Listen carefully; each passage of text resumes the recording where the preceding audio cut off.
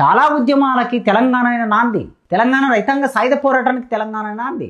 నక్సల్బరీ పోరాటం విస్తృతం కావడానికి తెలంగాణ నాంది. ప్రత్యేక రాష్ట్రాన్ని ఎంత ప్రత్యేకంగా తీసుకురావచ్చో తెలంగాణ నాంది. పౌర సమాజం ఇంకా భారతదేశంలో ఎక్కడైనా బతుకుందా అంటే తెలంగాణ సమాజంలోనే బతుకుంది. ఇన్ని అనుకూల స్థితులు ఉన్న తెలంగాణలో మీరు ఐక్యమైతే 52% ఉందనుకుంటే ఒకవేళ జనాభా, మీ జనాభా ఎంత? 4 కోట్ల జనాభాలో మీరు 2.5 కోట్లు.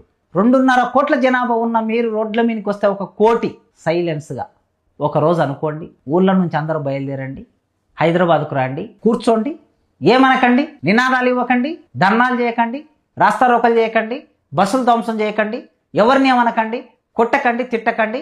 ఎక్కడోళ్ళక్కడ 1 కోటి మంది హైదరాబాద్కు వచ్చి సైలెన్స్గా కూర్చోండి రోడ్ల మీద. ఈ హైదరాబాద్ జనాభా 1 కోటి, మీరు కలిస్తే 2 కోట్లు. ఎవడు ఎక్కడ కదలలేడు. గంట సేపు కూర్చొని మీరు టీ తాగితే దేశం అంతా సేక్ అయిపోతుంది. ఎందుకు చేయకూడదు అలా? అలాంటి పోరాటానికి సిద్ధమైతేనే రాజ్యాంగ సవరణ జరిగి 9th షెడ్యూల్లో చేర్చి దానికి సమగ్రమైన భద్రత కల్పిస్తేనే బీసీ రిజర్వేషన్లు మీకు దక్కుతాయి.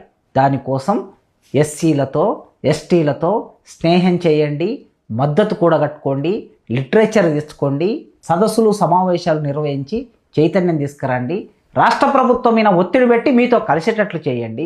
కేంద్ర ప్రభుత్వం మీద ఒత్తిడి పెట్టి చట్టబద్ధంగా రిజర్వేషన్ సాధించుకోండి. ఇక్కడితో ఆగకుండా రేపు జరగబోయే జనగణన, దేశవ్యాప్తంగా జరగబోయే జనగణనలో తప్పనిసరిగా బీసీ జనగణన అనే ఒక కాలం ఉండాలి.